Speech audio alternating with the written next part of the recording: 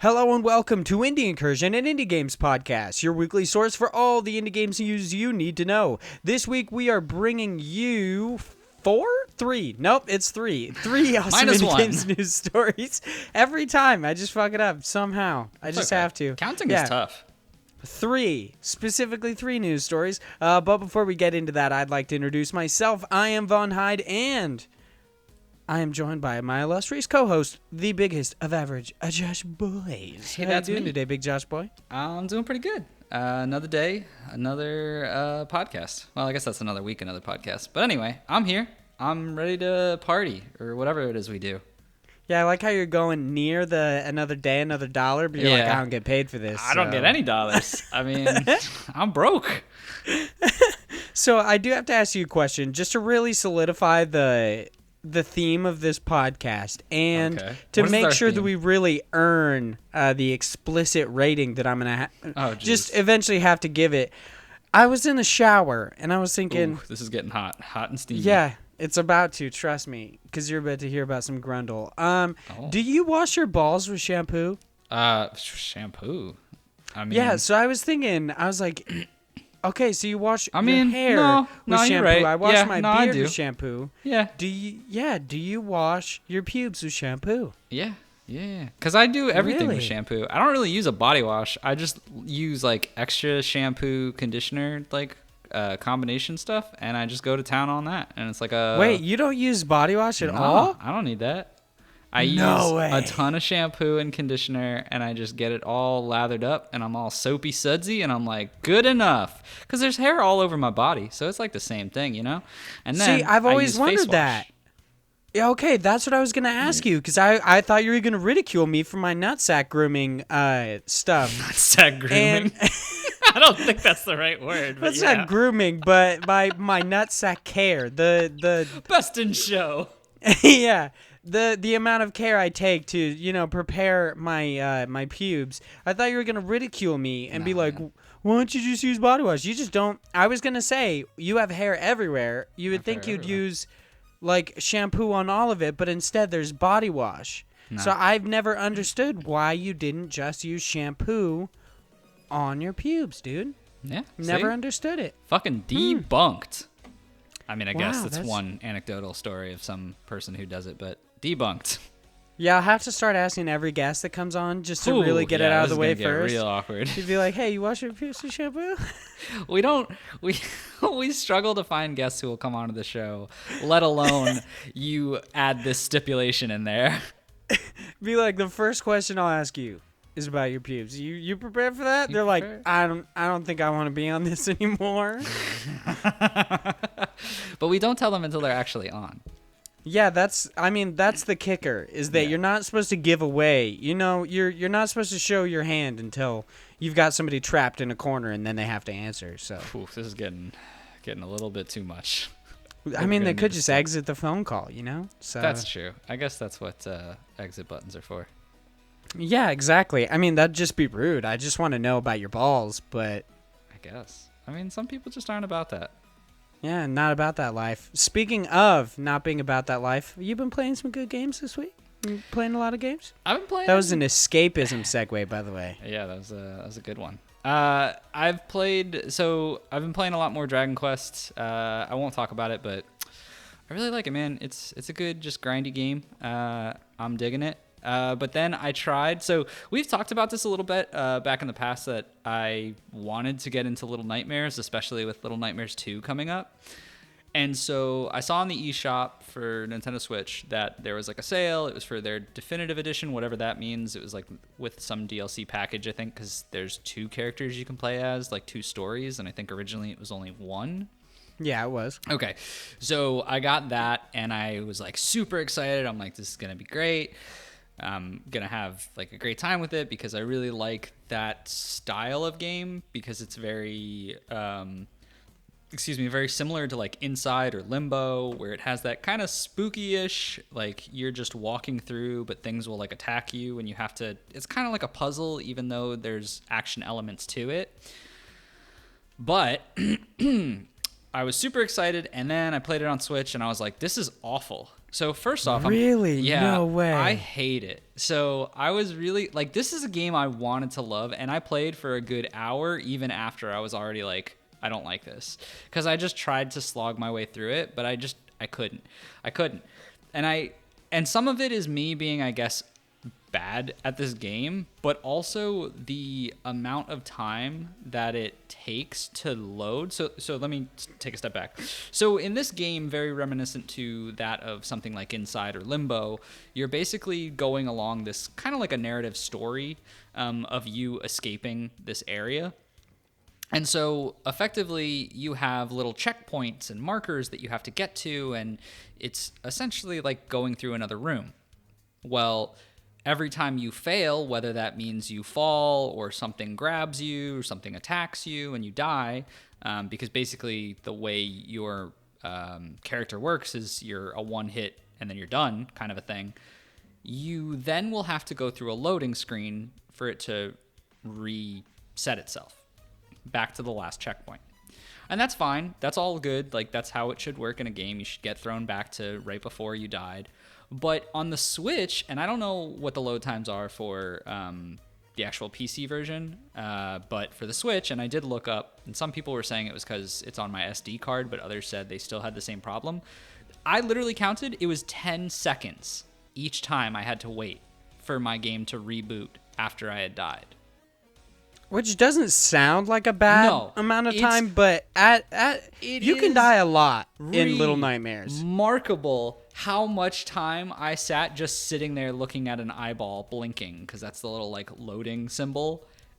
I was so frustrated because every time I died, it wasn't like, oh no, I died. It was like, I have to sit through this freaking loading scene again of just nothingness. So it was like, it was just really frustrating, and it didn't allow me to get better at the mechanics of like what I needed to do, because I spent so long just sitting there doing nothing that I would end up just being like, all right, I don't even remember what I tried last time. I'm just going to try it again. Oh, I failed again. I guess I'll wait 10 seconds. And so it's like, in the course of me trying to play a couple of the chapters of the game, I wasted so much time just sitting there doing nothing. And also, granted, I just think the Switch is like a really bad place to play it, because I was playing it on docked mode, and everything is so small in that game, and the game is made to already be kind of hard to see, because that adds to that element of like spookiness, because you don't know what's around the corner and blah, blah, blah. But it was just so incredibly hard to understand where I was and what was around me. Depth perception is like impossible to understand in that game, and it was just extremely frustrating all the way through, which it sucked, because I could tell that this game, and I still think the concept of it is really cool, and I like the undertone of story that you're getting from there, because it's not really like anyone talking or building up that story. You get the story from going through the environment, but I couldn't get through it. It was so much for me to like handle, and I was like, I was upset because I wanted to love that game. I thought it was going to be something that I was like really excited for, and then it just flopped. That's crazy. I played it on PS4 when it initially came out, and I really adored it, but I can't remember if I had the same like loading issues as you do. Is that your main reason for not enjoying it? Is the 10-second load times, or is there something else? The 10-second load times, the fact that it's way too hard for me to see anything in the game, and the fact that it's a little bit... It has this very unintuitive system to it in a lot of cases. They do certain things like where if you're not getting a puzzle, they'll put like you can hold to sprint, or you could do this. And like, I thought that was a good way to do it, but the game itself is like so hard to see things that half of the time I didn't even see that tooltip.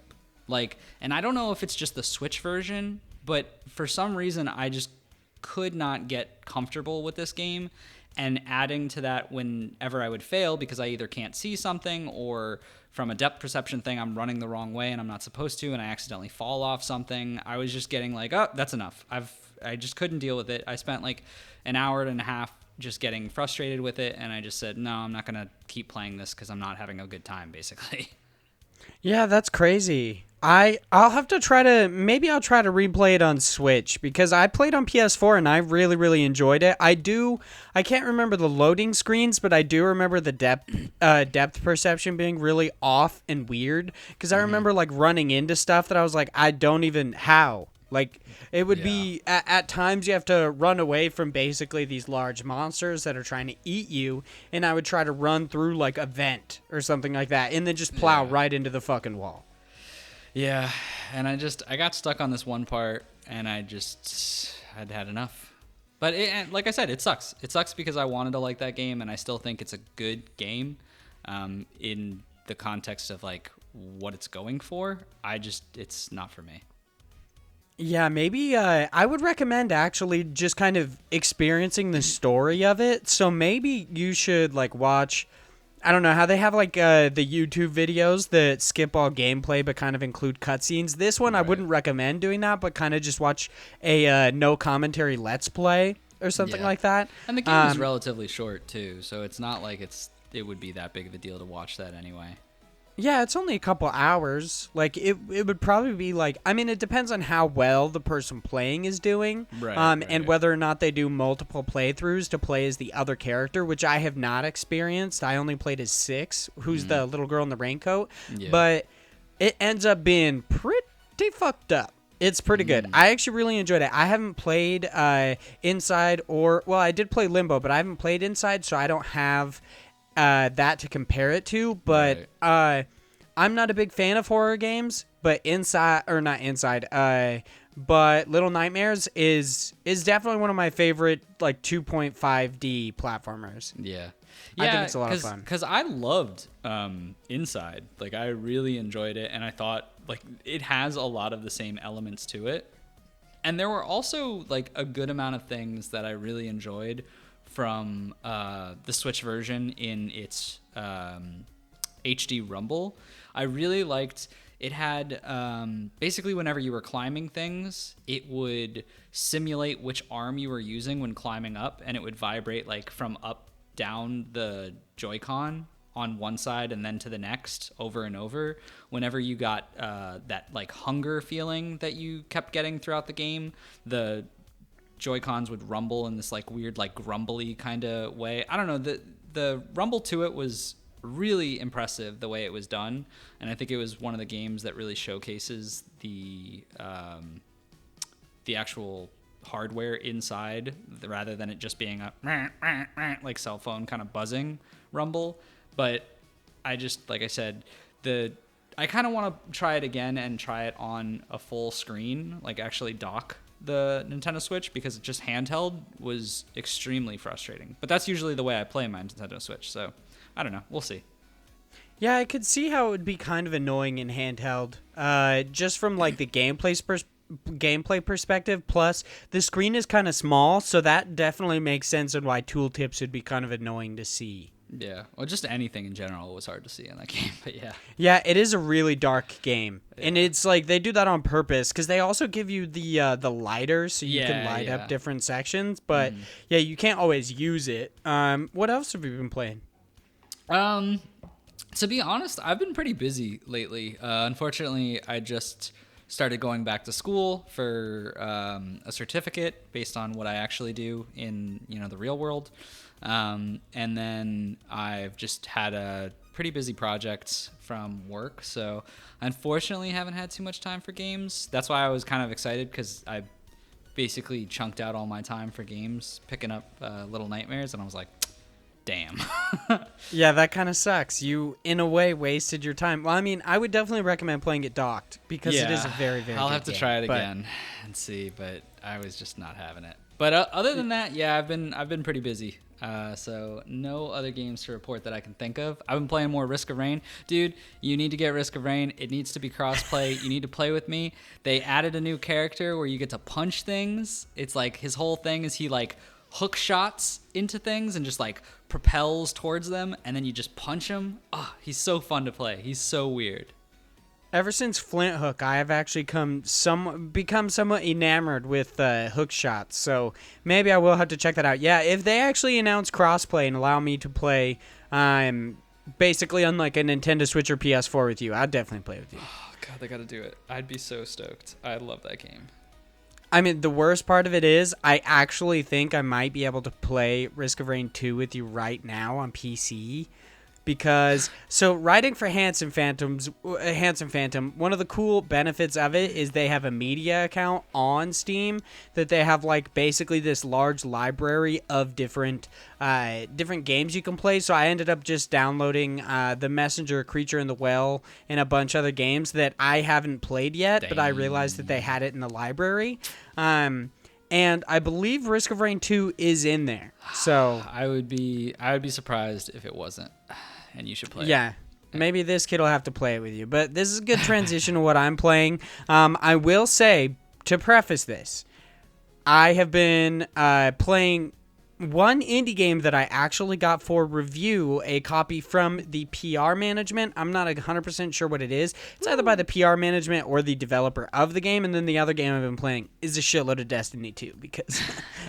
You know, you got to get on that grind, especially with my friends. Now I'm playing Iron Banner. Whew, it's sweet. But for the indie game I've been playing that I did get a code for to review for Handsome Phantom, check out my review over there. I'm not going to tell you what I gave it. I'm just going to give a brief summary of my thoughts. I played Felix the Reaper, the kind of like what they tout as a romantic comedy puzzle game, but... I'm going to be honest, very light on story, not really a romantic comedy. It's funny at times, but it is not romantic. If anything, until you get to the end of the game or possibly a sequel, Felix kind of looks like a stalker because so hear me out. He loves somebody that he loves them from afar. They don't know it. He basically tries in a way to follow them around, but I'm not going to ruin anything.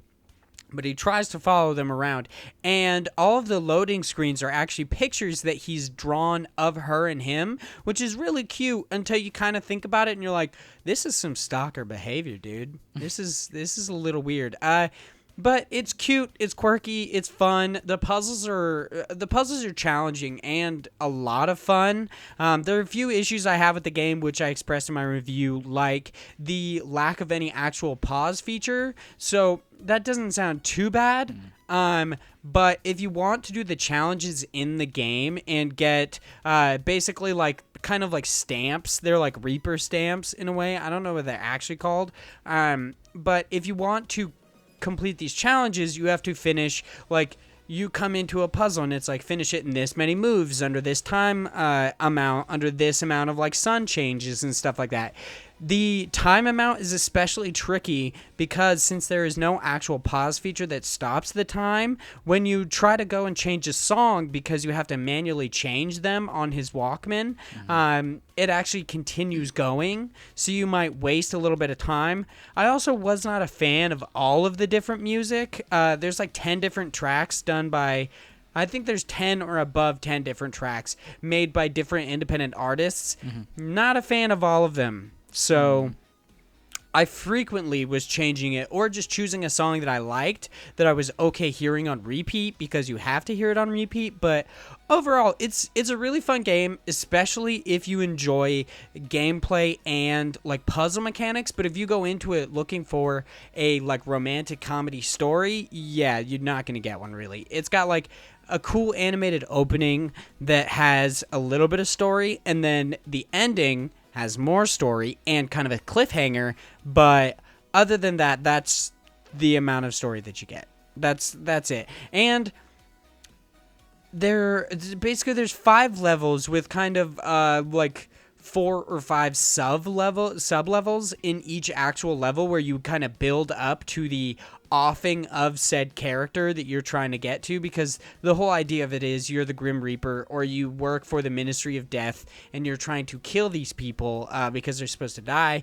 So you're kind of build up to their death. But honestly, it gets so drawn out. I'm like, dude, I just want to see this a-hole die.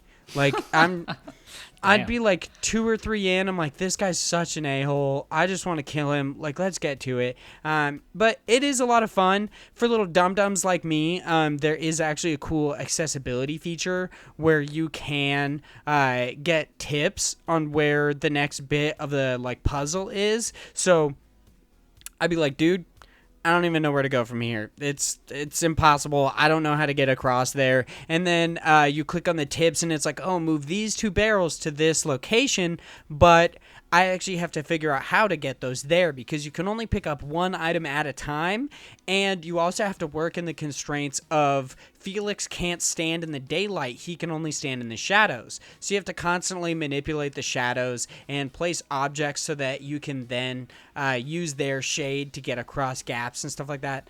It's a lot of fun. Yeah, like I said, if you like gameplay, you'd probably really enjoy it, especially if you like puzzles that are a little bit challenging. But if you wanted story, you're not really going to get one. Yeah, this is super. I'm like, while you were talking about this, I've been watching just gameplay of it to try and like match what I'm hearing, and this is super weird looking. Like, yeah, it's odd. It has a lot of charm because I actually love the Felix character because he's always dancing. And if you ever wanted to watch the Grim Reaper twerk for like 30 minutes, this is the game for you. But yeah, it is super weird. It's kind of a different. It's a different kind of puzzle game because you don't only work on like the x-axis or the y-axis. You have to do both, and you have to shift between. You can't like go diagonal. You have to go straight spaces and stuff, and you have to work within the shadows. So it's kind of interesting. It's hard to do sometimes, but once you get the hang of it, it's quite fun. I really enjoy it, especially with the like tip tab that they have, the tip button where it's like, oh, I get a hint to tell me how to fix it. I really enjoyed that, especially because I'm just really bad at puzzles. So, but I would actually recommend it if you're a big fan of puzzle games. It's a lot of fun. I'm once again not going to tell you the score I gave it because check out my review. Yeah, give it that clickety guys. Yeah. But have you seen anything on Felix the Reaper other than what you just saw? No, I'm literally just watching it. Like, I've heard about it briefly, but I've never watched any like gameplay or knew anything about it really. So this is super weird to me. Like, you should check out my review, Big Josh. Boy. I should. He just literally danced around and put a dead deer head on a wall. And, yeah, it takes a while to build up to their deaths. That is a major criticism that I have of it, is that the levels can be like the in-between is not that fun. So kind of like the setup to the death is not that fun because the death is the real payoff, and it just takes a long time to get there sometimes. So that's a major criticism that I have of the game. But if you like puzzles, I don't think it'll matter to you because yeah, you'll just kind of go through. That's where the comedy aspect comes from, is the actual kind of like playing through the levels and seeing the outcome of the weird shit that you just did. But it's a lot of fun. I would recommend it if you like puzzles, not if you like story. Just have to reiterate that every time. It's not story based. Oh, and I forgot to say, I played a little bit of Children of Morta. Ooh, I nice. got a code from the developers through terminals. And I've only played a little bit of it. I really wanted to do a full review kind of on my own for like my own YouTube channel or something like that, but I got caught up reviewing Felix and playing some Destiny 2, so it's going to take me a little while longer to actually do a full review for it, but I'm going to play a lot more. I actually really enjoy it. I will say, though, the combat is not that good for a roguelike game, and maybe that's just because I'm early on, but I would say it's one note so far. And which character are you playing as? I've played as 2 different characters. I played as the dad who's the sword and shield wielder, and then I played as the sister who uses the bow. Yeah. So I don't know if the like combat kind of drastically changes with the others, or maybe I just haven't got far enough like in the skill trees to really experience the combat to its fullest. But yeah, I just didn't find it that. I don't know, didn't find it that comprehensive. It kind of just seemed like I was hacking and slashing at people and on occasion dodging. That was about it. Yeah, I mean, I think it gets a little bit different as you start going through and getting more abilities each time, because like the runs will change and the objects that you can find in the world will change, especially if you've only been playing it a little bit. But I do agree that, especially I played the bow person mostly because I found it easier than me too. That's the one I played the most of. Yeah, I didn't get to the other characters. Or I think I did get to the third, but I don't remember it because I think I had just unlocked it. But I think it's still relatively good. The one thing that, like, we've talked about this when I first did the demo. The one thing I really like about it is just that it keeps the story progressing even when you fail. So, like, Yeah, that's what I was going to say, is actually one of my favorite parts about it. What it lacks in gameplay, it actually makes up for a lot in story. Yeah. Because when you die, it actually progresses. Yeah, I think Or you don't die, well, I guess. yeah, you just, like, respawn. when you fail a run, basically. Yeah. Yeah, I think it's really different from this type of genre just because roguelikes are generally, you fail and then your progression is really like, oh, I now know more about what's down there. I'll change my gameplay. I'll be ready for it next time. I'll get better and skilled. But in this, like, there's, that same element, but then they also have the story is just randomly continuing, and then as you do little parts of the story, so one of them was there's a wolf like a wolf pup that's being attacked, and when you save it, you then have it out there, and then a new quest comes into place where you might have failed that run, but because you saved the wolf pup, now a piece of story plays after you fail that run where it says, oh, the pup is sick, you need to find this item that's down there, and you need to basically do that so you can heal it. And so now you have this new quest. So you have little things that, like, they're not as daunting as the main boss is at the end of each area, so you can do those little things and play and gain more experience, and it gives you more of that reason to keep going down, as opposed to, well, I just need to grind so I can get the skill tree higher, or I just need to keep trying until I get more skilled. Yeah. So far, I'm enjoying Children of Morta. I'm definitely going to play more this weekend. I just have to, cut out a section of my Destiny time to play Children of Morta. And I also want to play Creature in the Well and the Messenger, because I now have those on PC. Did not like Creature in the Well. Yeah, I remember you saying that. Yeah. But the Messenger... Great game. Yeah, I really want to play The Messenger. I have been putting it off for way too long. I passed up on the physical release because I wasn't 100% sure that I'd like it, just because, once again, sucker. I'd like to reiterate at least one time an episode, I'm not good at video games. It can be a little tough in places, but I think it's got a good blend of, like, challenge and not in your face too difficult.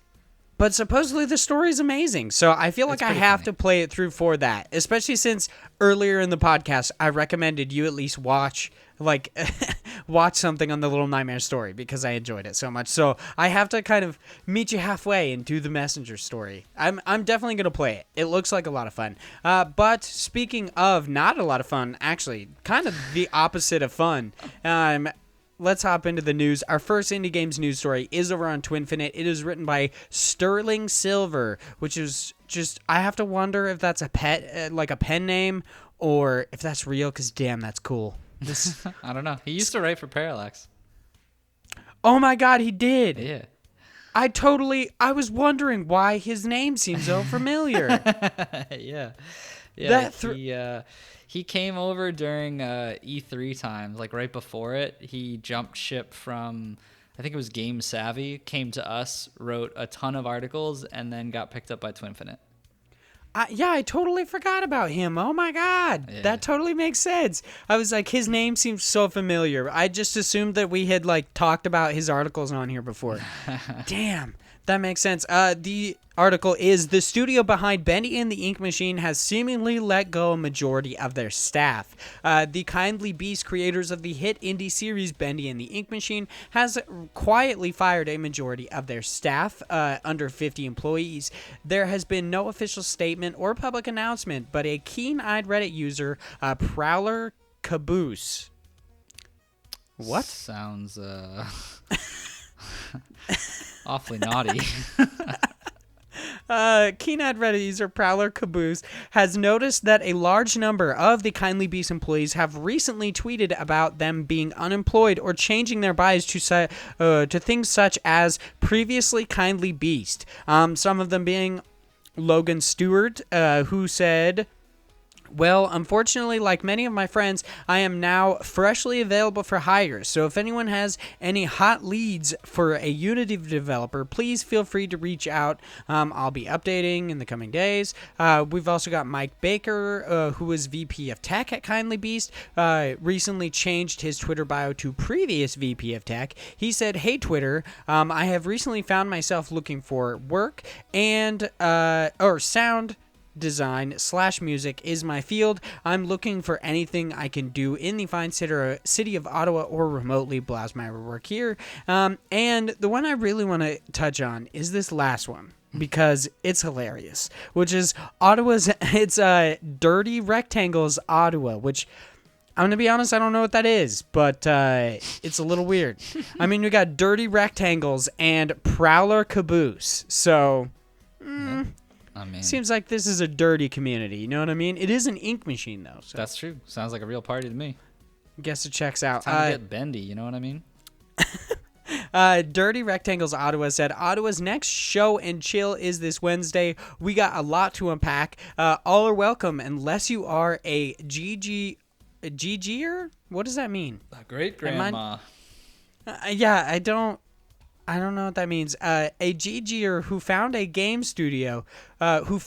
game studio filled with 50 bright young locals, shat on their work, and then fired everyone and didn't show up to do it yourself.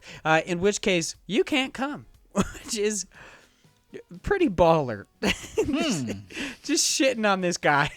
The Kindly Beast, which was formerly known as the Meatly Games, which is also a disgusting name, is based in Ottawa, Canada, and was founded by the Meatly and co-founded by Mike Mood. Who the fuck is the Meatly? They say that like Sterling says that like I understand who the Meatly is. Come on, man. Everybody knows the Meatly. Yeah, at least when they say like Concerned Ape, when they're talking about Stardew Valley, they actually say his name or anything else other than just the Meatly. I don't know. Due to the success of Benny and the Ink Machine, the studio expanded rapidly over the course of 2018. They have not released a public statement as of this writing. By the way that the staff is wording it on social media, it seems like they have been let go and aren't leaving on their of their own volition. But if that turns out not to be the case, we'll update this post once we have any more information.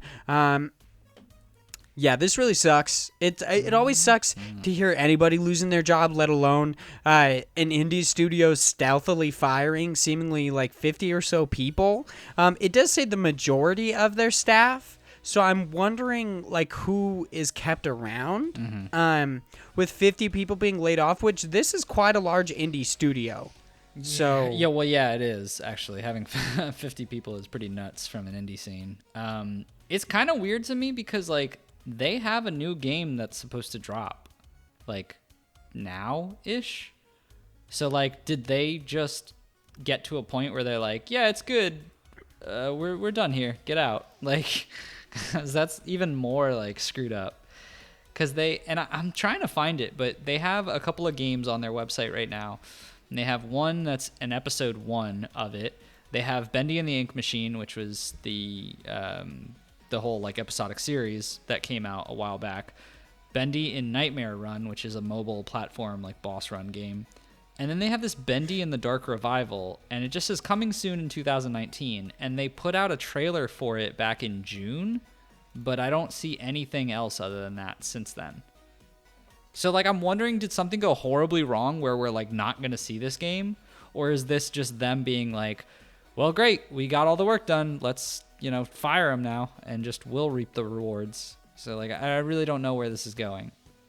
Yeah, I'm definitely kind of wondering the exact same thing. Like Bendy and the Ink Machine, from what I understand, like they said, is like this huge indie hit. So it's not like, this is me assuming, but it's not like they should be necessarily hurting for cash because, actually, I shouldn't say shouldn't be hurting for cash because standard indie studios selling as much as what I assume Bendy and the Ink Machine would mean a lot. But with 50 or seemingly more than 50 employees, I guess the money would probably be stretched more thin. Right. Um, Yeah, I don't know, because that very well could be a thing. Is they just needed to downsize and they were just bad at like assessing how many people they needed, because this company, Bendy and the Ink Machine, came out in 2017, so it's only been like 2 years. Maybe they assumed a burst in popularity equated to, oh, we can house 50 plus people, and as they kept making things, that popularity kind of died off. Because, like, to be honest, I was there for when Bendy and the Ink Machine came out, and I was like, oh, this is really cool. I downloaded the demo for it. I played the first episode. I went through all of that, but I didn't even know they had this other episodic thing about like puppets or something. I don't know. I don't know what it is. And then Bendy and the Ink Machine like run mobile game. I had no idea. I didn't know anything about this Dark Revival, so it might just be that it was kind of a expansion that they couldn't withstand or couldn't keep up with, just because after that initial popularity it kind of downfell. And I don't know the history of Bendy and the Ink Machine. I didn't really keep up that much with it. I really enjoyed what I played initially, but I didn't know that there was more stuff after that. Yeah, neither did I. I haven't heard anything about Bendy and the Ink Machine since the initial, like, kind of big roar that everybody's had. The game has 2,407 reviews on Steam alone. And it seems like they're very positive. So, yeah, I would assume that they, like you said, kind of just took an uptick in like a viewer base as a guarantee. And then, well, you also got to wonder, though, because if this came out in 2017 and they, like, as the story says, they, like, rapidly started hiring people, the studio expanded rapidly over the course of 2018, you'd think they would have a more solid, like, base. They would know a little bit more about how their game was performing, since this game only came out a year beforehand. Mm-hmm. But I don't know. I don't know what it's like to run an indie studio. I can't necessarily say that I think the Meatly person is a terrible person, because I don't know, like, what went down with any of this. Like, it's very possible that he might have thought that his, like, studio was working out really well, and then it ended up he couldn't pay his employees, so he had to lay off the majority of them. The only thing that I find super shady about this is the no public announcement or statement. Right, exactly. That is super weird, because generally people do put out statements. I mean, this is just like Sean Layden getting laid off, or like Sean Layden just leaving SIE and then them just like stealthily tweeting about it. Well, and I also think that a good portion of that could be from a marketing pitch, just because, like, I don't know when this game is supposed to come out, because it said fall of 2019, which we kind of missed the mark. But this new game is kind of out here, this Bendy's Revival thing. And if they are planning on releasing it sometime soon, they don't want the first thing that you think of from, a popular standpoint from Bendy and the Ink Machine to be essentially this. So they probably wanted to just sweep it under the rug, because maybe they have plans to announce it soon. Yeah. I mean, they could possibly be tainting a lot of their viewer base by firing people, and also, like, 2 people left 343, and then people assumed there was something drastically wrong with Halo Infinite. So imagine firing, like, or just having 50 people leave your studio. If I was a fan of Bendy and the Ink Machine, I would not think that this new game was going to go well. Yeah, I mean, I don't know. And granted, there's probably a majority of people who would still play it and be hyped up for it, because, not everyone is always keen on news when it comes to this kind of stuff, since they are a smaller studio. But granted, I can only imagine that would be one of the reasons they didn't make a big announcement of it. Or maybe, like, they're just, a newer team who doesn't understand really the impact that you kind of have, especially when you're that big of a team. Just because you are more of an indie developer and you are more of that, you are not in the main limelight when it comes to video games. I don't know. It's not an excuse. It's just maybe they're ignorant in those kind of ways and just don't expect it because they haven't had a lot of experience with it. But I mean, it still sucks. Yeah, yeah.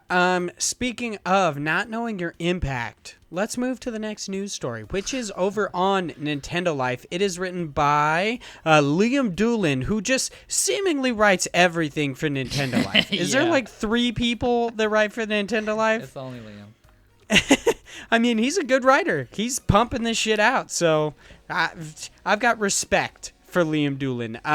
He writes magical 2D platformer Enchanted Portals, accused of being a Cuphead clone, which I'm going to say right now, it obviously is. Oh, yeah. But what's wrong with that? I mean, I see why people might get angry, but it seems like they're getting angry over nothing because every game is just a clone of another game. Unless somehow they started off like an entirely new genre. Like, you could possibly say that freaking Death Stranding is an entirely, like, yeah, it's I mean, not there's been plenty of walking clone. simulators before that. Yeah.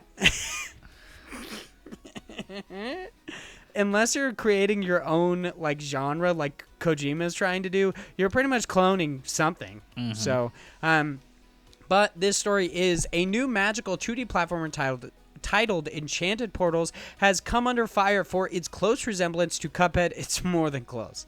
This game looks like freakishly like Cuphead. Yeah. It's kind of uncanny. The Switch and PC project hasn't even made it to Kickstarter yet, but already the promotional trailer is causing quite a stir online. During an interview with Polygon, and I do not know how to say this, it's XIXO.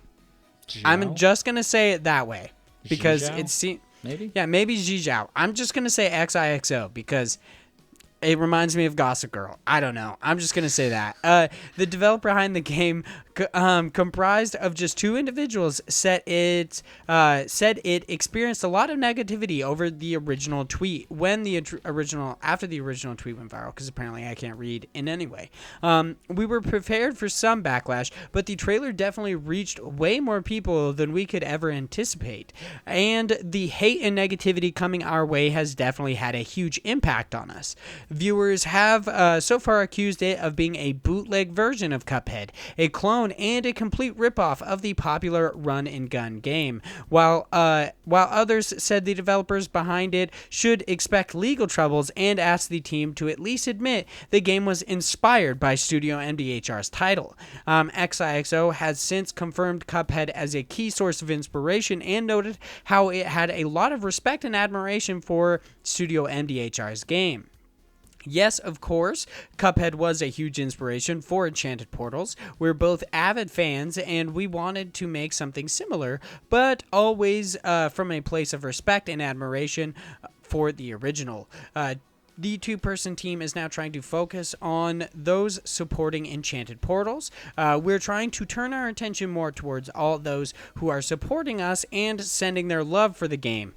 If you would like to find blah, blah, blah, yeah, they've got a Kickstarter, and it supposedly was going up yesterday is when this was written, which was Wednesday of last week. So they should have their Kickstarter up if you guys want to back this game. But what I was going to say was that this game looks like a shitty Cuphead, but I mean, I shouldn't say shitty, just straight up shitty. It looks good, actually. It looks interesting. I don't think that the music hits as hard as Cuphead's does, and it seems like the movement in the game and the platforming is a little static, but it also doesn't seem like this game is supposed to be as platform centric as Cuphead is. So this is kind of how my head was with the game when I saw it. So, and I need to look at Cuphead because I don't remember when I looked at Cuphead. I don't remember if I was like, "Oh, this game looks like it's going to be hard." This game looks like it's Cuphead, but like really easy version of it. Like, yeah, that's what I was thinking, because there at times it looks like the players get hit and nothing happens. Yeah, there's like nothing on the screen a lot of the time. I don't really know. I mean, I guess there's a lot going on, but I don't know how much of the actual element in this game can hurt you, really. I don't know. Some of this looks interesting. I think it's pretty cool. I think, having that artistic kind of like rendition that's very close is fine because it's not Cuphead in the story of it. There's, the same kind of gameplay to it, which I get, but it's, like we said, everyone's always doing stuff like this. Like, original ideas are really hard to come by. And you can even argue that, there's games that Cuphead is like. There's a lot of old school games that have that same, run and gun type feel, that are just borrowing elements from it. That being said, this is obviously, really exact in the copy of the type of mechanics, especially because you're also doing that shooting, which is like the finger guns from Cuphead, which I was like, that part is pretty wonky. But I don't know. I don't think it's that bad. I just don't know if this game is going to be good, kind of like what you said. Like, I feel like if they do it right, that's fine. But man, if this game doesn't go off without a hitch, it's going to get nailed so hard. Yeah, that's true. That's what I was thinking. And I actually hope it does really well, just because there's always room for more, I feel like. I mean, I'm down for more Cuphead content because we've been waiting for a while. And granted, I know how long animation takes, and I understand why Cuphead's taking so long. But it'd be awesome if you're getting more of that to just, play while they're also making Cuphead. I don't know. I'm not opposed to there being more video games out there, even if they are kind of clone-ish. If that's what you're into and you just want to play more kind of Cuphead-esque games, then, this is going to be for you. Yeah, I don't understand the kind of games purists who are Cuphead seemingly exists in a vacuum, and anything that comes out that's like it, or I would say is quote unquote a ripoff of the game, shouldn't exist. It's dude, just let it go. This game is going to come out, and I'm somewhat glad that it will, because I really like the rubber hose animation style. I think the way that they do the music is really, really cool. Like I said, I don't think this music is as good, but of course, we always preface with in our God Bless the Crowd segment, or at least Josh does. I, on the other hand, just rampantly shit on stuff. But mostly, this is a Kickstarter trailer. So it is possible. I know it's gonna be on our show, I'm sure, one day. Yeah, I hope it eventually comes out. I hope I would honestly be surprised if its Kickstarter doesn't do well. Because it definitely will. Just because of this is the thing. Publicity, negative or not, is still publicity. And there's a lot of people who have already gotten their eyes on this game just before the Kickstarter even goes live, which is the hardest part about a Kickstarter, is you need to build that hype behind your game. Even if people are talking negatively about it, people are talking about it. And if there's some people out there who hate it, then there will still be some people out there who like it. And those people will hear from anyone who's discussing it, like myself, you, or anyone else there making these articles, and they'll be like, oh, I guess I could give $10 or $15 or whatever it is to get this potential Cuphead-esque game. I'm going to be honest, it really, really annoys me that when I try to look up this game's Kickstarter, every link is to different articles about this game. It just basically talking about that might bite them in the back, bite them in the ass. Then actually, yeah, I'm like, dude, I just want to look up Enchanted Portals on Kickstarter. It's funny that no one's linking it. Yeah, okay, so maybe maybe they haven't put up their Kickstarter yet. Maybe they shifted and decided to change things or something. Let me actually browse the game section of Kickstarter, because I tried to just straight up look it up and it was not there. I didn't see it when I was looking through this week, but I don't know. Metal Mind, blah, blah, blah. Trying to look for it. I mean, I'm going to assume that it is not. And I don't know why, specifically, why it wouldn't be. I don't know. They're waiting a bit, Enchanted Portals is a Cuphead-style co-op game eyeing up a release on Switch. I really hate that they didn't actually link to... Yeah, but I mean, maybe it's not out yet, because I don't see it in any of the games that are from Kickstarter right now, and I've looked through it a bit, so I'm going to assume it's not out yet, And who knows, maybe it'll be here on Friday, just so we look like idiots, since then it'll be up. Yeah, right? The whole time we're sitting here looking for it. Yeah, but when it comes up, I'll be sure to find it, and we'll talk about it and go into a deeper dive of what they're giving you. Yes. Sorry, I'm like looking at all their shit, hoping that I can find something that says, can't wait to play it. I'm looking at a Facebook post right now to see if they actually say that they're delaying their Kickstarter. We hope this clears things up a bit. Encourage. I feel like that would be a bad idea. They gotta jump. Oh, excuse me, jump on it now while they got all this publicity. Yeah. Fuck it. I'll look at it later. Yeah, I would definitely jump on it now. But yeah, this game definitely, I hate to say it, but it looks like a shittier Cuphead. So I'm excited and I hope it works well. I hope it comes out and is just blows people's socks off. Everybody shuts the hell up and plays the game because nothing is original anymore. And on that note, let's talk about some sales. So our next and last indie game news story is over on Twinfinite. It is written by Alex Gibson, and it is Oxenfree has sold 1 million copies. I'm going to say copies because it just says 1 million, and Game Pass downloads exceed 3 million. I'm just going to say downloads or something. I mean, it already says downloads. I don't know why I feel like I have to like say it. That's okay.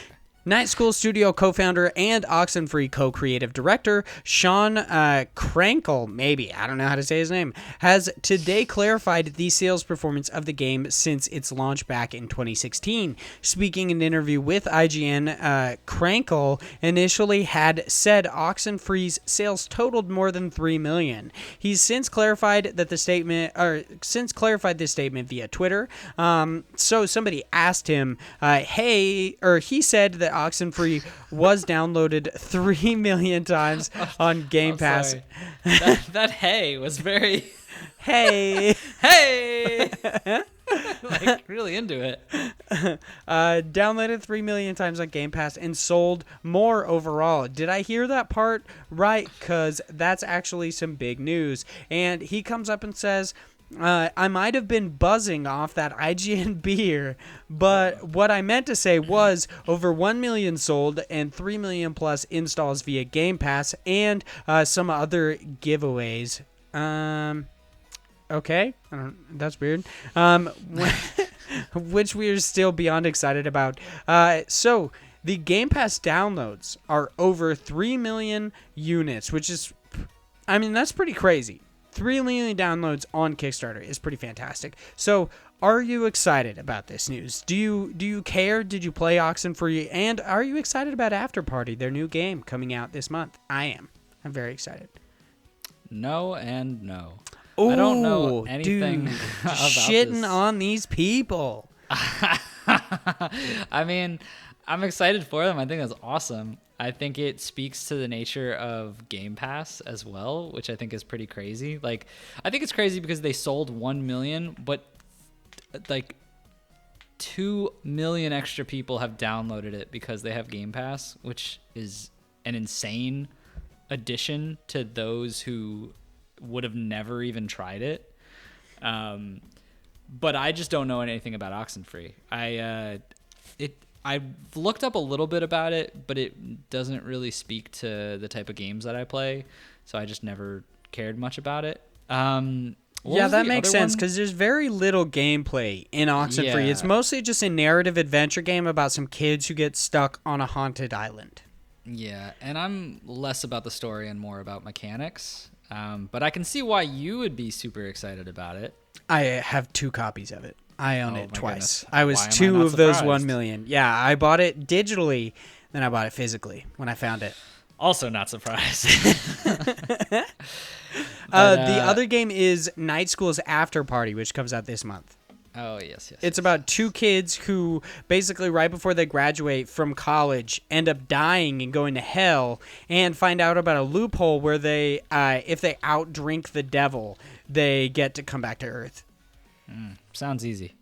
I know, right? Yeah. I guess the story kind of like follows them and how they grow. Plus, they actually have to go and outdrink the generals of hell before they can actually outdrink the devil himself, which is such a weird loophole. But I'm actually really excited about it. They're kind of quirky and they're fun. And Oxenfree was super fucked up at times, so I'm super stoked. Oxenfree is kind of like, I don't know, it's weird. It's this weird like ghost story where I don't know. It's kind of a coming of age story that's also got this horror background, this horror setting, where these kids go on this island to basically just as like a senior trip. It's like kind of a tradition, and then they end up kind of opening a portal to a ghostly realm. That sounds about right. Yeah, it's super weird. If you guys are fans of like the series Stranger Things, or you're fans of just like horror games in general, this game isn't, I wouldn't say it's necessarily horror straight up, but it is it's definitely uneasy. It's suspenseful. So I would check it out. It's a lot of fun. Unless you're a gameplay hound, you think gameplay is king, like Big Josh Boy, then yeah, you're probably not going to like it.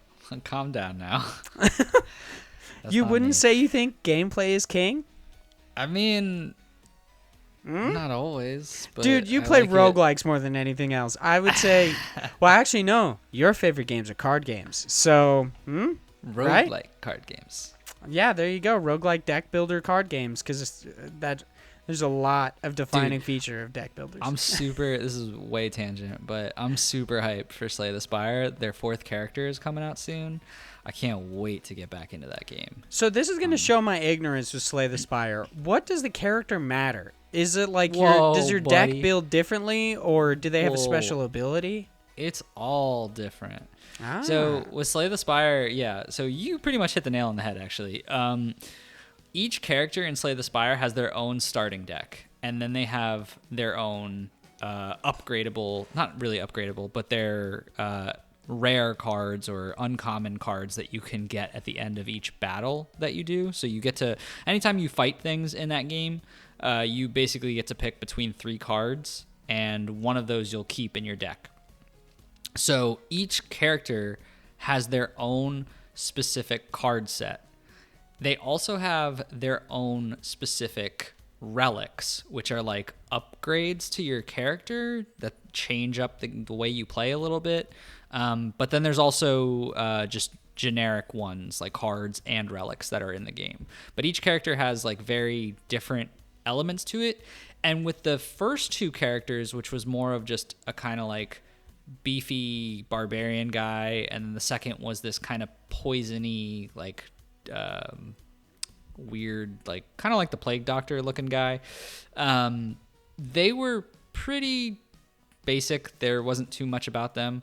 The 3rd character, however, was like this crazy robot guy who had these weird orb elements that changed the way you could play this game like completely, and made a really big difference on having a number of different paths that you could take as far as building his deck.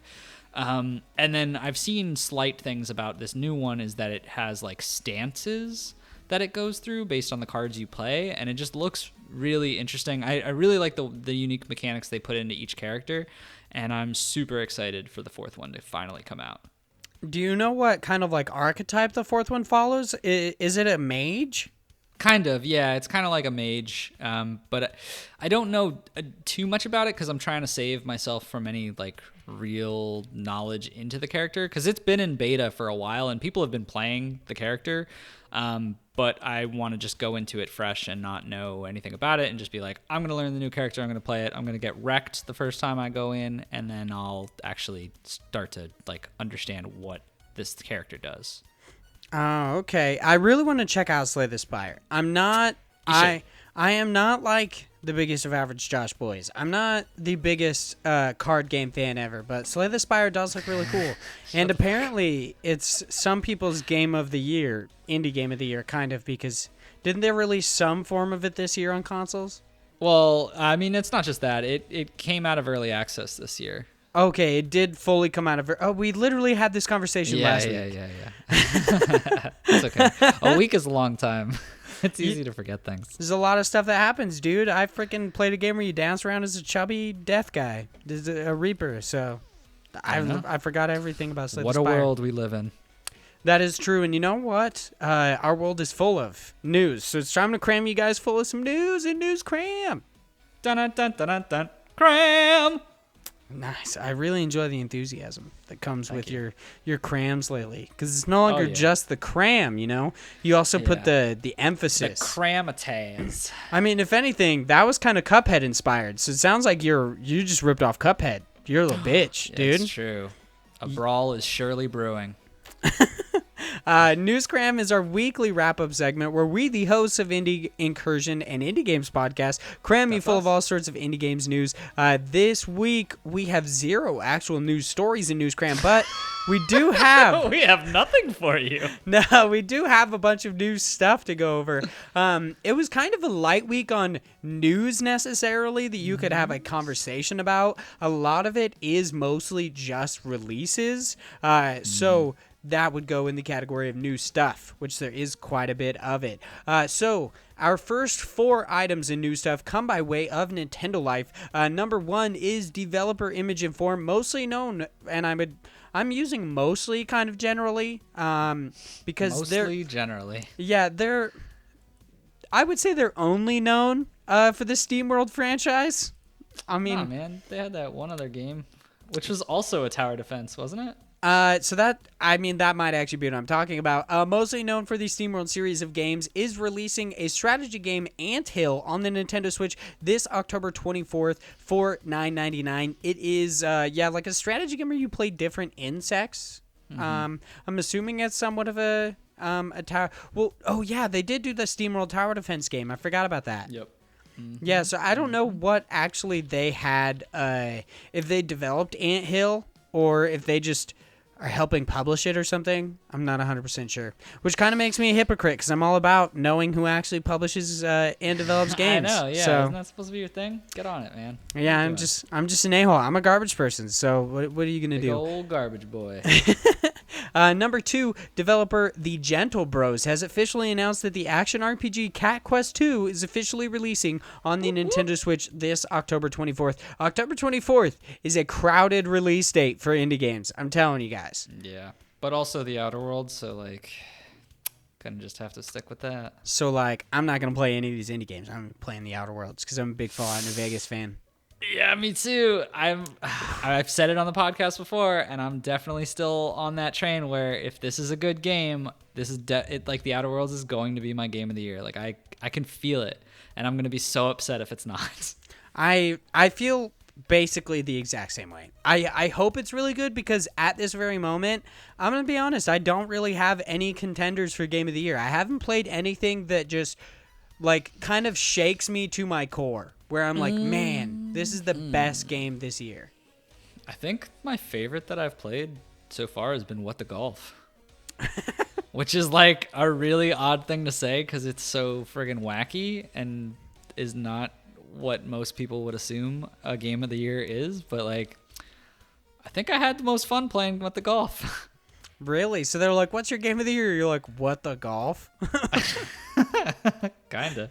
I don't know why that just strikes me in such a weird way. But okay, what the golf? Strange. Right. But also, like, I need to sit down and think about it because it's weird because a lot of people are like, oh, this is, not that great of a year for games. But then I'm like, oh, well, there's Baba Is You, there was SteamWorld Quest, there was, like, there's been Untitled Goose Game. There's been a lot of good games, especially from an indie sake.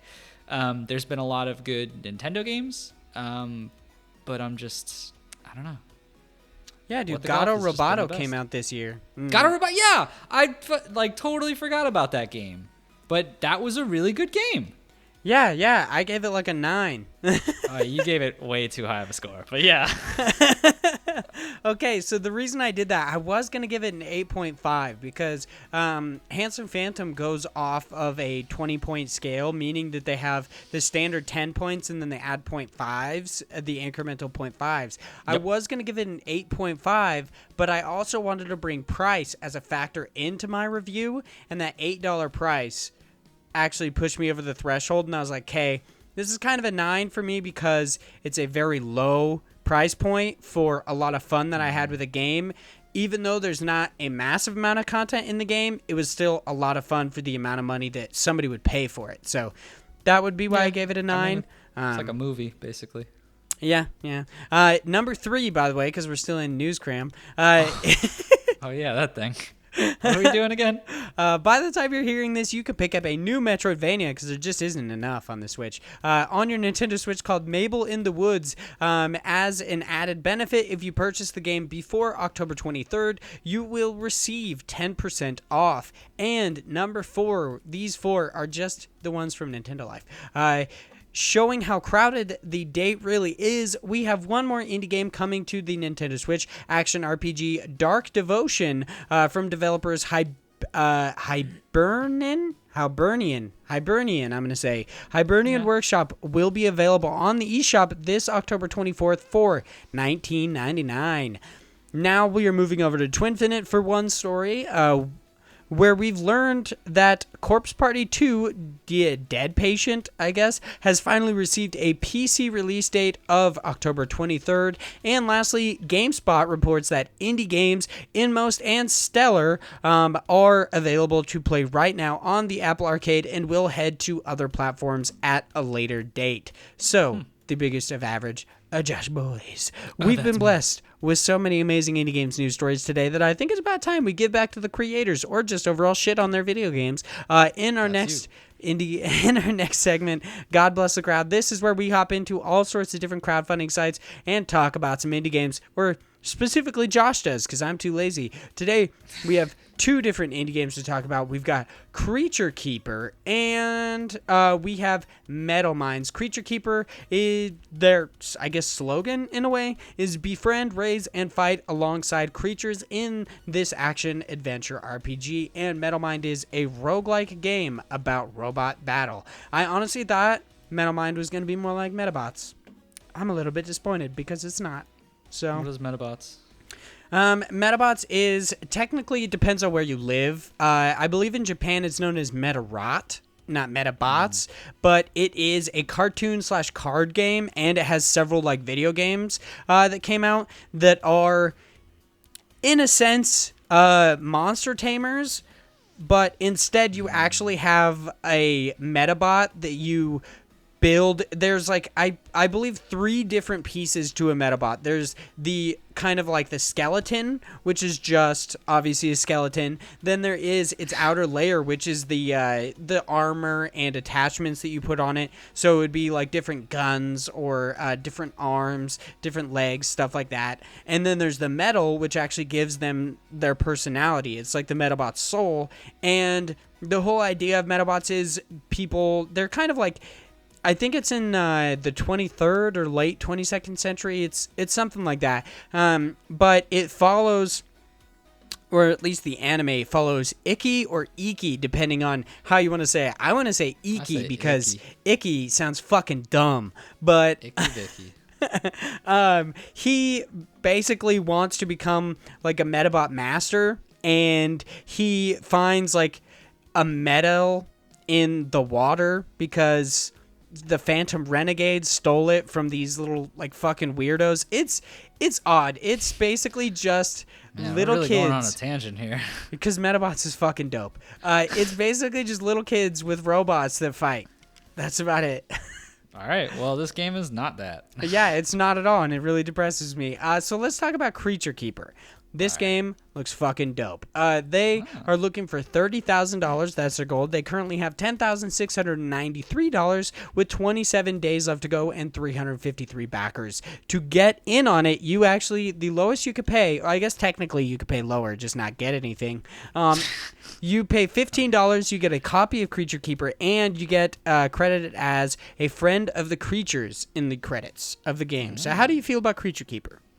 I actually like it. I think it looks pretty cool. It reminds me a lot of a very old type of like Zelda-esque game, but with that element of there's just these monsters in the world that you're just throwing food at, and they're like, all right, I'll be your friend, and start attacking things for you. Which kind of makes sense because if this was just a Zelda-esque game, I feel like you'd get overwhelmed because there does seem to be a lot more going on from like an enemy's perspective. But it's balanced in the way that you can have all these little helpers that are walking around. I also like that they have these weird like pocket garden and other elements that they're doing in there, and there seems to be like a full story for this of some kind of evil taking over the animals out there. I don't know. It looks very interesting. I think that this has a lot of potential from a game's play perspective. I'm not sure how well the actual creature keeping part will feel like, because it looks like everyone keeps dying really quickly from your creatures because they're like bugs and things. But like, I don't know. I think it's an interesting element to it. The one reason why I like this is generally I'm not the biggest like monster tamer game kind of fan. I like Pokemon, but that's a pretty, basic entrance into that series. I don't go much farther than that. But I like this because it has that element of it, of having, your party with you and adding like the additional help. But it's not so much of relying on them in like, oh, you're controlling them, they're your party. It's like, you're my friend now. All right, wolf boy, you go do your own thing. I'm going to fight these skeletons. And like, if they get too close to you, I'll roll back towards you and try to fight them off as well. Like, you don't have to worry about the management of all these other things in there. You just have to worry about making friends and then fighting by their side. Yeah, I agree. I agree that I think it looks really good. I actually really, really enjoy this game. I like the art style a lot, considering it's pixel art, of course. I am also really interested to see how the monster taming comes down to. It says you've got 50 different unique creatures to befriend and fight alongside with. Assemble your dream team from the ground up. I wonder if that's like reskinning though. Like how many of those 50 are really like unique? Supposedly they're unique. We'll I wouldn't necessarily say the reskins are unique, but yeah, so far all we've seen pretty much is the like frog, bat, kind of like a chicken, a wolf-esque creature, and a bee. So yeah, I'm also pretty interested to see how many of them are legitimately unique. I like how they have a bird called a Nokobo. Yeah. Definitely not a reference to Final Fantasy at all. And it doesn't look like a chocobo in any way. Please don't sue them. Nope.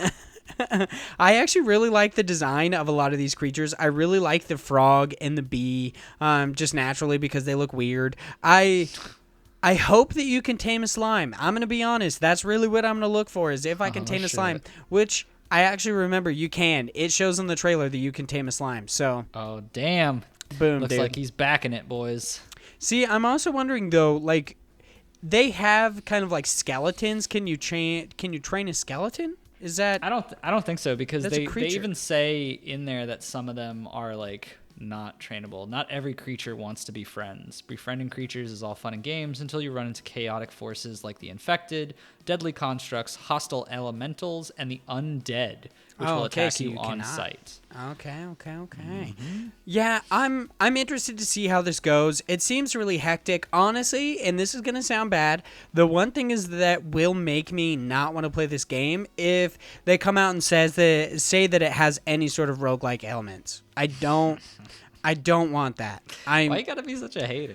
I mean, I don't know. It just seems like every game now has like roguelike elements, and I'm not good at video games. I'm just not.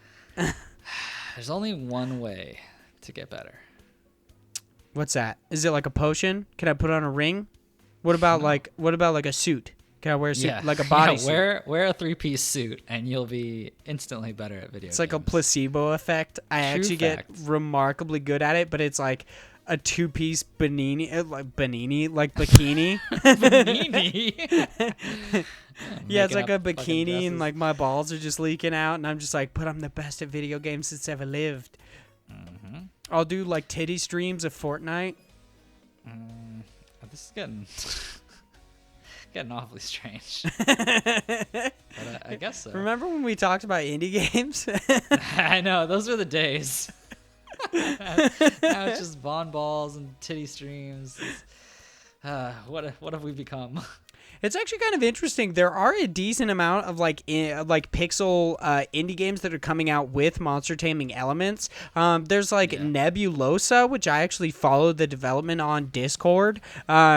It's pretty interesting. It has like monster taming elements too, but it's more 2D rather than like seemingly this is more of like a 2D isometric game. That one is like just legitimate 2D like platforming, but I'm actually really excited to see how this turns out. And like a bunch of, I feel like the monster taming genre is starting to like gain a little bit of popularity. I'm wondering if people in the monster taming genre will actually enjoy this though, because it seems like a departure from what they normally would be. I mean, maybe. I mean, it's nice, but like, yeah, it doesn't have like it has the concept of monster taming and the fact that like you're getting a buddy, but it's really not like the traditional monster tamer that you would think of. Like, there's no controlling them that I can see anyway. Maybe there's something later that you get, but I don't know. I don't see anything that's really as close to what you would consider a monster tamer in the genre series. Yeah, they just seem to be tag-alongs, and plus, it seems like all you have to do to tame them is actually like throw food at them. Yeah, you specifically give them their favorite foods, which I don't know why, but I feel like that might make these like creatures seem less earned in a way. Right. But also, like you said, it seems like they die very quickly, so maybe it won't matter. Like you're constantly gonna have to be picking up friends because each one of them has one little heart over their head, and I'm sure that goes down very quick, especially with how chaotic this game seems. Yeah, there can be a lot of enemies on screen. There's also one more thing I wanted to touch on that I think looks not great is the kind of like the item wheel. Which in like the little gift that they have, he is fighting and then goes to like use a health potion but has to open an item wheel, which slows down the world around him, but he actually has to pick the potion and then drink it. I don't know why I find that so annoying. It just looks like it won't be good. Yeah, I think it's crazy too because you see it in that image where he's drinking and he gets hit while he's drinking and he drops his potions. Yeah, he like throws it. He has like 3 potions and just hucks them. Yeah, so like I feel like that could get really frustrating. Yeah, that would honestly be really annoying. I'm interested to see how this game plays out, but of course, we have another game to talk about. Let's talk about Metal Minds, the Not Metabots game. It is a roguelike game that players control a mecha assembled from different equipment parts for PC. They are looking for $10,067, which is oddly specific. They have 49 backers, 23 days left to go, and $630 currently. To get in on the ground floor, of course, you could pay less, but $5 gets you some digital wallpapers, not even the game. You got to pay $15 to get the game, which is about $12 US, and it also gives you the digital wallpapers as well. What do you think of Metal Mind? I think it's actually pretty cool. I like the concept. It's kind of funny. I meant to send this to a buddy of mine because one of my friends started getting into this mindset of like, oh, I want to build a video game. And we actually talked about something that's very similar to this concept of having like a robot who's going through and building new weapons. So I was like, oh, well, someone already did it. But I really like the concept of this, of having a character that you can kind of build and customize to change gameplay, and I think that adds itself from a robot perspective very easily just because you can just replace parts. I think it's gonna be a good game, but it is kind of to your point of what you said before. I don't know if this does anything that will set it apart from other roguelites. It looks really fun and it looks very colorful and atmospheric, like to its genre of what it's going for. I think they've done it very well. I just don't know if this is going to be one of those things where it just kind of gets that mindset of like it's just another roguelite. Yeah, I like I don't like the roguelite all that much, like I said before, but it depends on how they do it.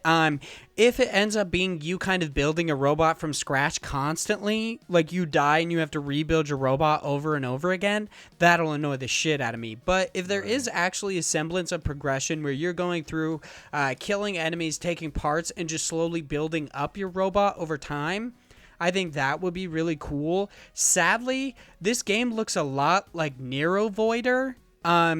Like freakishly like Nero Voider, a very similar art style, also a roguelike game where technically in Nero Voider you play a like brain who takes over robot bodies, and then you fight other robots and such, so it's a little bit different, but the game looks a lot like it, but I actually think that might help out Metal Mind. Maybe, yeah. It reminds me a lot of a very futuristic Enter the Gungeon. Yeah, it seems to be bullet hell. This is also one that, like, I'm not 100% sure how the gameplay is going to work. Because, one, it's not as fast-paced as Enter the Gungeon because you're big robots. I guess it actually depends on the robot build you make.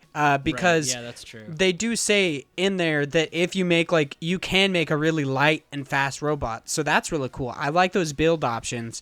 But, yeah, it looks kind of weird. What I was gonna say though, it's like that bullet hell mechanic, but then it also doesn't seem like you get hit by all the projectiles. Like I'm wondering how that's gonna work, because in the trailer it like you see the character get hit by projectiles, but they don't actually lose any health. But it seems like there's several different gauges. You seemingly have like an armor gauge and then a health gauge and a power gauge, which kind of, from what I understand, the power gauge does something with like passive abilities. Yeah. Yeah, so that's probably based on however you build the robot. That could be, very different. Yeah, the core part provides max electricity and electricity recovery. Armor and engines active skills will cost electricity. Electricity upper limit and recovery determines on how often you release skill. Okay, so maybe the problem with this Kickstarter is that it's worded in the weirdest fucking way ever. Maybe. I don't know. It doesn't... The Kickstarter seems like a lot of dev speak, is what I would say. Instead of trying to tell people about their game in layman's terms, they instead talk about it like they were talking to other developers, which is a little weird. This is also from China. Like, this is where they originate, so it might just be a language barrier thing. That is true. That is really true. I actually hope this game succeeds because I think it looks really cool. I like the robot aesthetic, and I honestly just really love robots, hence my Metabots fascination. But I'm excited to see how this goes. I would really like to build up my own robot, but of course, if I have to consistently scrap this fucking robot and rebuild it, I'm out. I don't want to play this game. That will be a freaking deal breaker. I don't think they would. I think it's just you build him up and you could probably repair him or go to a different shop and then build out kind of your loadout based on how you feel is more effective for each run. Yeah, I hope that is. About death punishment, you will lost all equipment and all passive skills you've owned, but don't worry, it won't be too mean to you. System will keep a certain rate of your game currency after death for you, so you can have some resources to improve yourself at the beginning in next round. Okay, yeah, so I'm definitely going to say there definitely is a language barrier. Yeah, but yeah, for sure. Yeah, so that is a good thing to bring up. But, I mean, it seems like you lose all your shit. Yeah. I mean, maybe. But it's probably... I mean, from an accessibility standpoint, what they probably do for that is then you might have to buy pieces back, but they probably have, like, quick loadouts that you can save that if you have the money for, it'll just quickly put it together. Or at least that is the way they should do it. Yeah, I would really like it. If they did it that way, that would actually be really nice because you could experiment with different loadouts. That would be really dope, and all you had to do was have the currency. That would be really, really cool. But it's about... I'm a game dev, guys. Maybe you should. Maybe you should make your robot game. Make a Metabots game, dude. Do it. Do it. Maybe one day. One day when I learn what Metabots really is. I've included it in like 3 different of my Handsome Phantom articles, and my best friend Chase thinks it's hilarious that I try to shoehorn Metabots in as many times as I possibly can. Well, you got it in this time, so there you go. Boom. So it's about time we cool down, kind of slip into, I don't know, some random questions. So we, of course, asked for your random questions on Twitter. If I remember, which this week I did, I'm going to set an alarm so I remember to ask for your random questions on Twitter so you can follow us at IndiePod.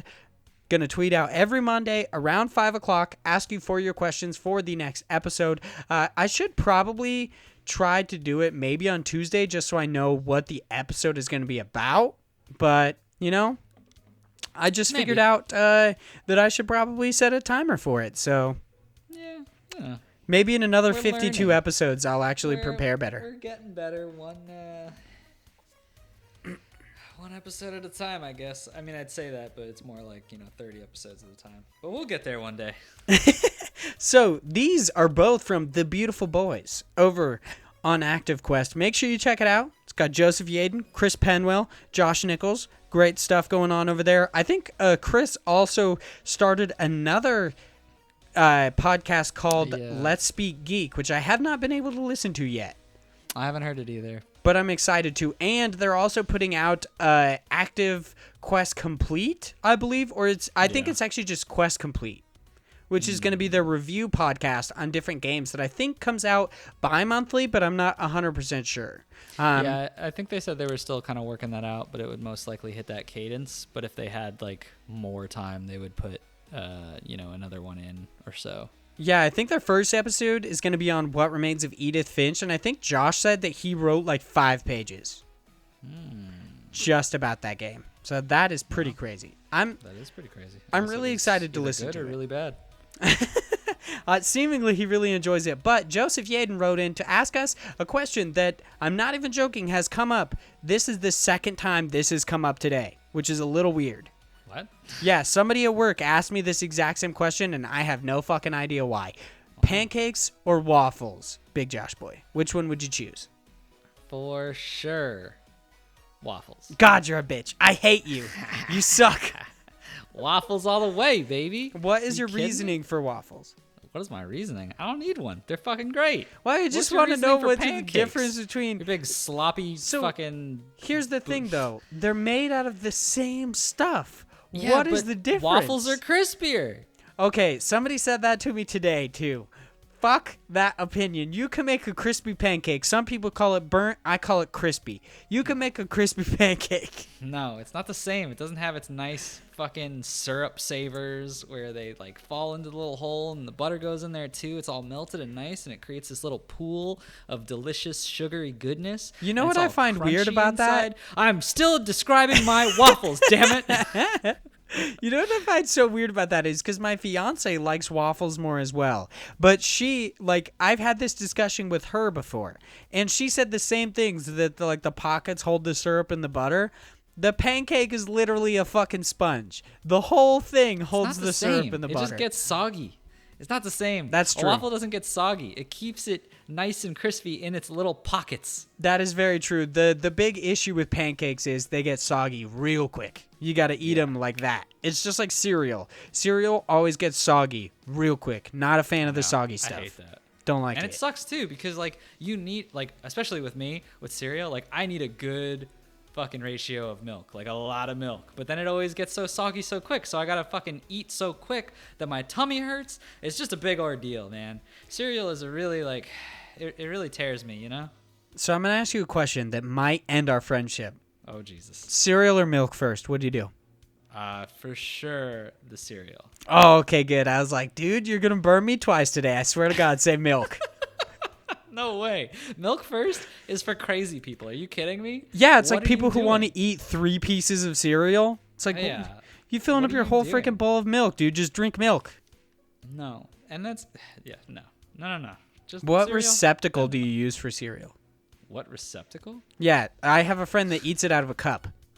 What? No. What are Yeah, you talking about? Eat it fucking out of a game bowl. changer, dude. Game changer. He just puts like Fruity Pebbles in a cup, puts some like milk in there, just like basically drinks it. It's crazy. No.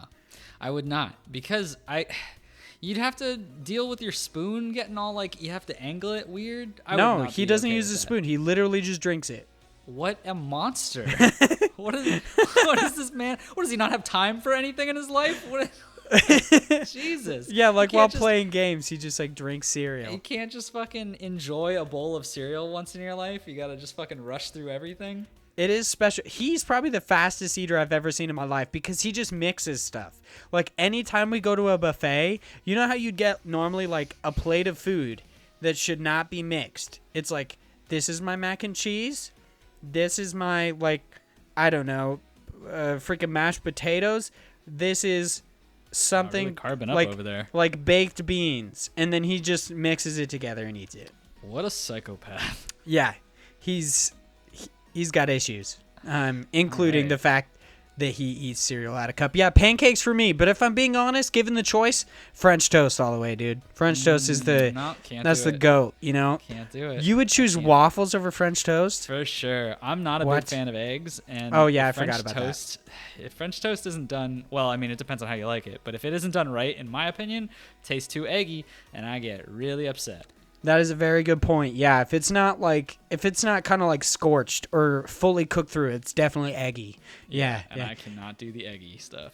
You know what's weird is French toast also, its quality really depends on the bread you use as well. Oh yeah, for sure. Because if you're using just like white like pieces of toast kind of bread, like that's not what you're supposed to be doing. You got to get that like challah stuff, challah. Yeah, the like Texas toast. Oh, that too. Yeah. Yeah, that thick ass toast. Yeah, if you do just normal bread, I've tried it before. It's disgusting. It's so bad. It just shouldn't exist. Chris Penwell from Active Quest asks, why do you call Josh the biggest of average Josh boys? Where did that come from? All right, Chris. So here's the secret to this. If you were to listen to the first couple episodes, I call him that just as a goof. I just randomly say, I actually said just big Josh boy. Yeah. And then we slowly got into the cadence of him saying he is not actually that large. He is probably the same height as me. How tall are you? No, I'm shorter than you. I'm only 5'3". I'm a short dude. Fuck yeah. I'm taller than somebody on Earth. I know. Yeah. I'm a really short dude. You're like my mom's height. I mean, yeah, me and your mom go way back. You know what I'm saying? Oh. That was a good burn. That was a good one. Thank you. I definitely walked right into that one. Yeah, so I just stumbled into calling him Big Josh Boy, and he did not enjoy it. He not really. was not. I still don't enjoy it. He was not a fan, but slowly he kept saying that he is not that big. So I decided to call him the biggest of average Josh Boys because he is the biggest endowed. That is correct. He's got that long dong. That's why he lives in Florida. The long dong of the States, baby. Only long dongs here. That must answer your question. Yeah, I mean, I'm spitballing here. You know who just left Florida? John. What's up there? Yeah, he clearly got it cut off. You know, is it like consistent winter down there? Is he shrinking? You know? I mean, I'm sure he is now. I've heard of stuff descending when you get older. I don't know if it shrinks, but I don't know. I guess time will tell. I also don't think he's like that much older than us. Yeah. Just talking shit about John at the end of the podcast. Old man John. And our last question comes from Chris Penwell, and I'm gonna be honest. I respect the hustle on this one. This is a good question. Thanks for writing in, Chris. He says, also, why is Active Quest your favorite podcast? So, I hate to burst your bubble here, Chris. Oh, no, don't do it to him. But Active Quest is not my favorite podcast. But that's a good question, though. What is your favorite podcast? My favorite podcast would probably be Incursion. Just shameless plug, our own podcast on our podcast. My favorite podcast would honestly be, I'm a big fan of podcasts in general. I actually didn't start listening to them until a couple years ago, where my completely insane friend who eats cereal out of cups told me about podcasts and stuff like that, and I started working in warehouses where I could listen to them, and I started listening to a lot of other podcasts, because at first I actually exclusively watched Kinda Funny's, like, technically podcasts, but I just watched them on YouTube. I never listened to them. So now I actually listen to a lot of them. But sadly, I would say my favorite podcast recently would actually be between Sacred Symbols, a PlayStation podcast, or GameSpot After Dark. GameSpot After Dark may edge out Sacred Symbols just because they talk about anime. And I really want an anime podcast, but there are like none. Or I found one that for some reason, if you pause it or try to skip forward, it resets the fucking podcast. And that pisses me off. Especially because they have the longest fucking intros on Earth. Damn. It's like a full 4-minute song. And I'm like, I don't want to listen to this song. So I try to skip it and it just resets it. And I'm like, all right, fuck you. And I just took the podcast off. It's like, I'm not listening to this. But Active Quest is up there. I really enjoy your guys' podcast. I'm going to say what I like about it because you guys did actually say what you like about Indie Incursion. I like how you guys are well informed. I like to hear about principal porn. That came up twice. Wait, what? Once because I asked a question about it on your podcast. But so there was this weird shit that came up on one of their episodes of their podcast where I forget how it got there, but it comes out that Joseph Yaden likes principal porn. And principal meaning like the principal in a school porn. Yeah. So I wrote in and asked him to approximate how much principal porn he watches per day. He said 72 hours. Jesus. Wait. So. Jesus. Now. Wow, man. Joseph, I mean, he's a talented boy. That guy is jerking it 72 hours a day. But also writing for IGN, like, phew. I wish I had his schedule. He's definitely like found some way to fold space and time on each other. Because not only can, like you said, he like jerk off, watch principal porn, write for IGN, but also he could do it 72 hours out of a 24-hour day. I respect that. That spinny necklace thing from Harry Potter, whatever the hell that was called. He's got that the time winder thing. from like the third Harry Potter movie where somehow Hermione is always going to like a million classes, and you're like, what the fuck? Yeah, so that's pretty much Joseph, never comes up again. Him jerking it. Yeah, he's just constantly resetting time so you could just rub one out to some porn. Some more. So I love the podcast mainly because I enjoy the humor between the three of them. I love that everyone constantly keeps shitting on Kingdom Hearts, even though Chris is actually a fan of Kingdom Hearts. And I will say, Chris, you're wrong. Deku's mom is hot, okay? Damn. Leave me alone. I'm a fan of hentai. Deku's mom is hot, okay? Tell him like it is. Yeah, dude. Freaking Chris. They called me out the other day for yelling at them about CC's Pizza. Did you really? Yeah, their latest episode. Well, it was a couple episodes ago. They said something about CC's being bad about the macaroni and cheese pizza, and I personally fucking love that pizza. I don't know why. It's obviously trash pizza, but it's one of those like you just have like a special place in your heart for certain things that like obviously aren't good, but it's like it's your thing. And you acknowledge that it's garbage pizza though. But it's so good. You can't. But it's like okay, it's like someone beating up your little brother. Like you can beat up your little brother, but when someone else beats it up, it's like that's not okay. You're like, I know you're a piece of shit, but you're my piece of shit. Exactly. But like, I don't know. I just love macaroni and cheese pizza. I think it's such a legit combination, and more people need to understand that. Stop shitting all over my pizza. I think I've only ever been to a CC's Pizza once, and it sucked. I mean, it's okay. Actually, no, it wasn't even a CC's Pizza. It was a Primo's Pizza when I was a kid. I don't know what that is, but okay. It's a pizza buffet, I guess. It's Primo's Pizza Buffet, and it ate dog shit. I like all of the commercials made it look so delicious, and then I got there and it fucking sucked. I've never heard of Primo's, but I guess you gotta be more informed about your pizza selections. I mean, I was like 7, so. Well, that's your fucking fault, stupid kid. What is your favorite podcast, Big Josh Boy? My favorite. Oh yeah, I forgot we were still talking about these questions. Yeah. I'm just going off on a tangent today. About CC's Pizza not being as bad as they say it is? It's not as bad. It's okay. I like it.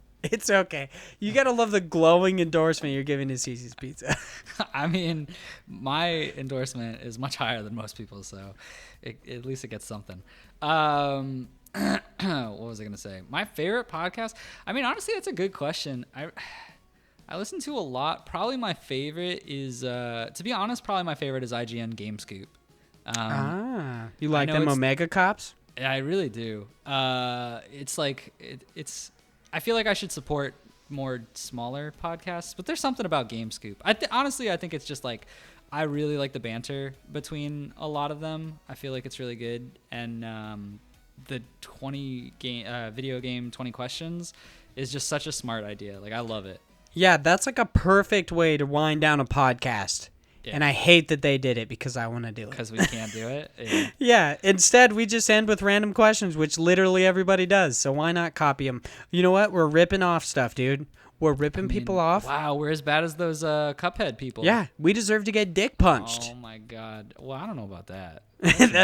That's too far. You're roping me into something I don't want to be in. Yeah, I don't need no dick punches. You're like, I got a lot of area to punch, you know? That's true. So I'm so stupid. Chris is gonna listen to this episode. He's gonna be like, "That's a shit reason." She's gonna be like, "Why did I even ask?" Like, well, there is no reason. It kind of just turned. It's so dumb too how it like devolved into this terrible name of like the illustrious co-host, the biggest of average Josh boys, because it was like for the first 10 or so episodes, you just like added a new word every time. Yeah. It slowly evolved into the biggest of average Josh boys, and now it will live forever in perpetuity or perpetuity. I don't know how you say that word. I don't know what you just said. But I will say I just. Oh, my wife's on. Hello. I will say I just changed my gamer tag because I lost my original one, and now I'm the Jorsh boy. So I'm as close as you're ever gonna get to me changing my name. I'll take it. That's pretty all good. You'll get. I'm happy to have gotten that much. But that's about it for this podcast. Thank you guys so much for listening. You guys can follow us outside the show at IndiePod on Twitter. You can follow me at Hyde Legion, and you can follow Josh at _Jorsh90. I don't know why, but I was gonna say the biggest of average Josh boys, but I totally I spaced, and I was like, know, it was really Josh. weird. I feel like I don't remember the last time you just called me Josh. Yeah, I don't know. Maybe to somebody else. Maybe I've said it to some random person other than you. I don't know. I'm going to be honest. I was thinking I was going to say something about penises, but I forgot what I was going to say. Long dong? Nah, it really bothers me now because it's going to get stuck in my head, which sounds bad because I'm talking about penises getting stuck in my head. Damn it. It happens sometimes. Yeah, especially at the end of the podcast, dude. Yeah, it just had to That's when it unravels. You're literally, bah, my wife just got home. So thank you guys so much for listening to this episode of the podcast. If you guys liked it, please give us nice reviews on iTunes, Spotify, Google Play. I'm going to be honest. I'm just saying places that this podcast is. I don't know if you can review this podcast on those platforms. What was it? 5 stars? I would listen to it more if I wasn't dead. That's what I want. I want someone to do that. I want to know. Oh, my God. Thank you guys so much for listening. And I swear to God, I'm going to kill myself if I cannot think of this fucking penis thing. You will not hear from me again until the end of next week. Thanks so much for listening. And I'll see you guys next week. Maybe, if I remember. We'll see. Bye, guys. Maybe I'll do a solo podcast. Yeah, because I'm dead.